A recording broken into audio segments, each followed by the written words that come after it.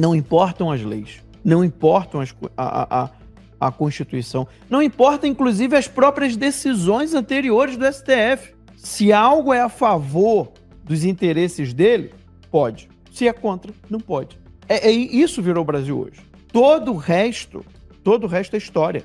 Todo o resto é mera narrativa para justificar, né, ou uma anulação ou uma ratificação, né, ou para dizer, não, realmente pode fazer isso. Não existe mais critérios objetivos de governança no Brasil.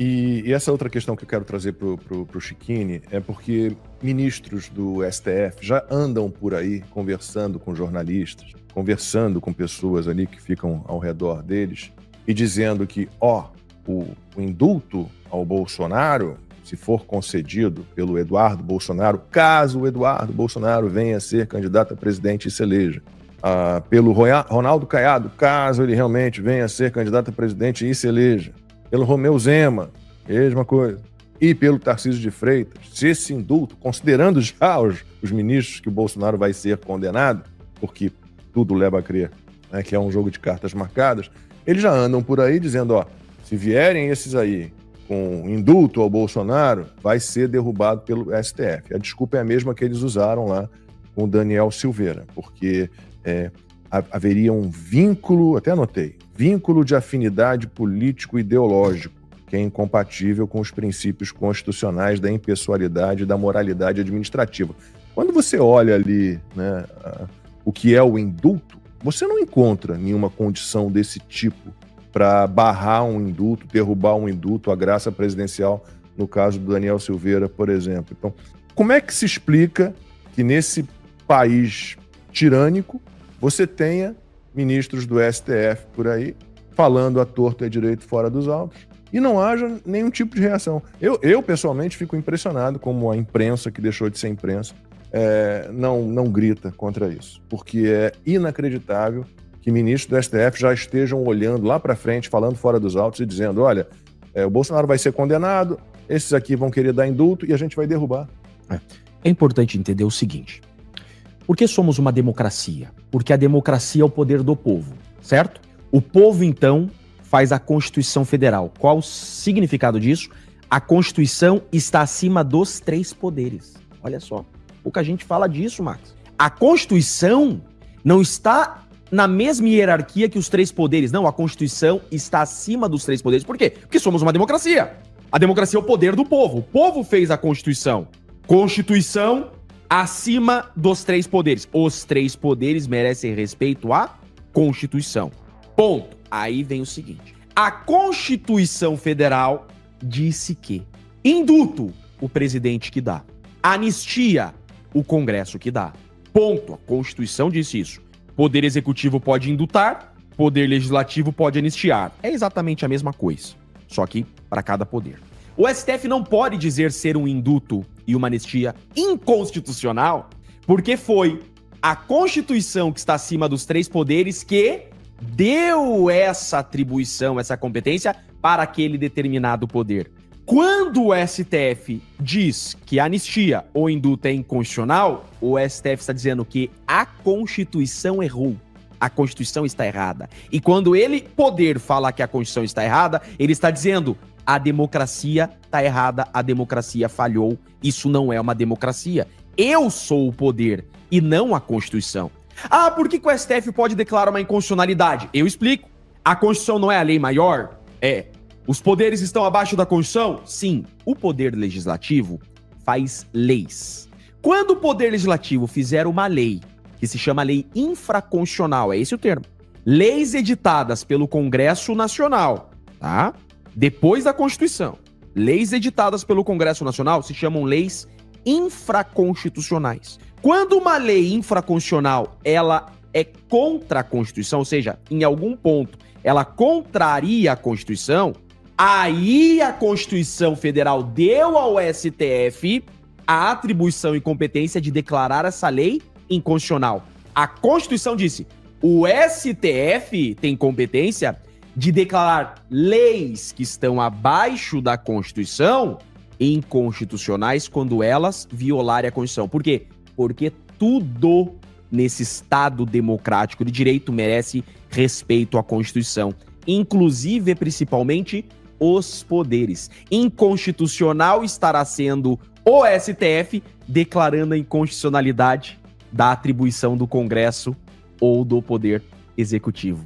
Eu mandei para a equipe, se puder botar a matéria que eu mandei, o print da matéria da Gazeta do Povo, para mostrar que esse papinho de que há um vínculo político partidário entre um presidente que concede um indulto a alguém, que isso transforma esse indulto em inconstitucional e, portanto, derrubável. O que dizer do indulto concedido pela Dilma Rousseff ao José Dirceu, condenado no Mensalão? Por que ele não foi considerado, então, inconstitucional? Não havia nenhum vínculo político partidário entre José Dirceu, do PT, e Dilma Rousseff, do PT? Então, de novo, né, Chiquinho? É aquela história. Valem as interpretações que lhes vierem à cabeça. Só esse parênteses aí. Só esse parênteses. Então, veja. Né?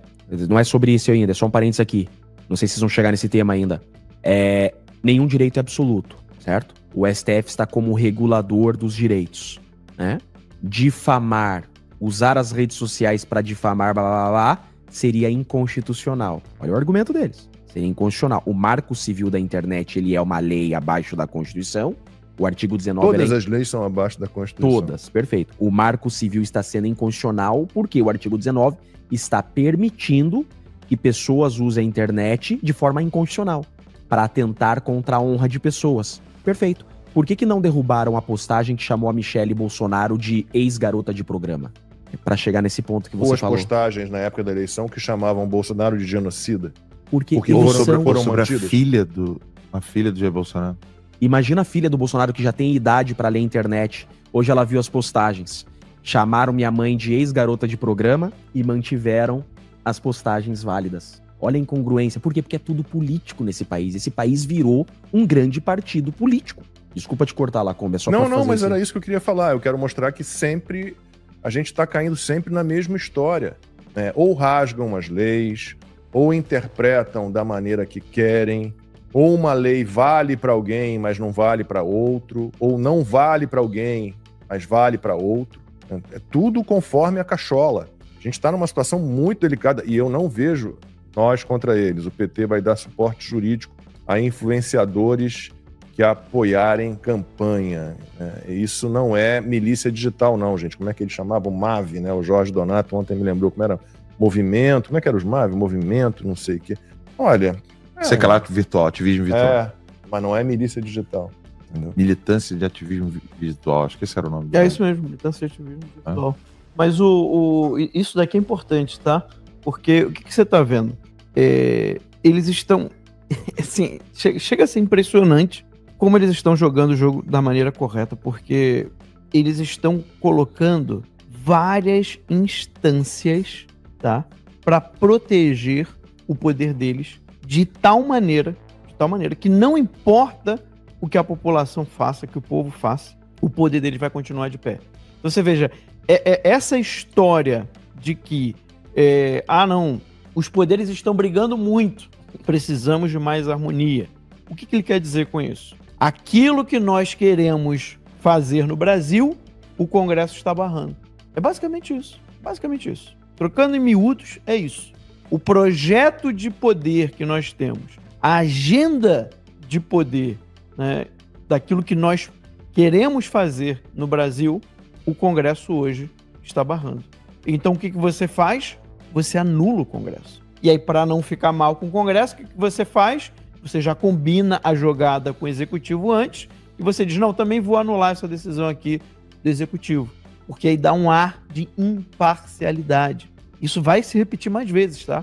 Se nada acontecer, se não houver nenhum tipo de indignação, manifestação, os políticos vindo com força na internet para mostrar o absurdo que é essa decisão de Alexandre de Moraes, eles vão continuar seguindo por esse caminho. Toda vez que em algum assunto mais grave o Congresso barrar o Executivo, o Judiciário vai vir com um ar de imparcial, mas no final vai ser exatamente aquilo que este Executivo, né, queria desde o início. Ou seja, o que nós temos hoje no Brasil não é mais uma democracia, tá? Na verdade, a gente está num período de transição e está se consolidando de maneira cada vez mais rápida, acelerada, de uma maneira acelerada, essa ditadura que eles já entenderam que virá por meio do judiciário, porque o judiciário no Brasil é intocável. Então, assim, não importam as leis, não importam a Constituição, não importa, inclusive, as próprias decisões anteriores do STF. Se algo é a favor dos interesses dele, pode. Se é contra, não pode. Isso virou o Brasil hoje. Todo o resto é história.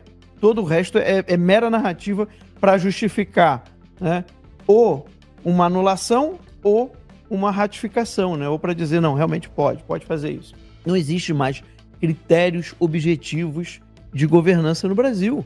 Não existe. É uma farsa. O que a gente está vendo é uma farsa. E aí é óbvio, o povo começa a perceber. Nós aqui, ó, estamos mostrando para vocês que isso está acontecendo no Brasil. Qual que é a solução?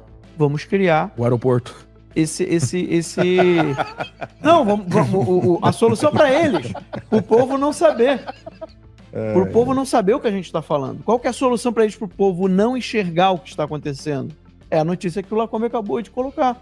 Vamos criar os grupos de influenciadores oficiais do PT. E o eles vão receber... lembrou aqui, ó.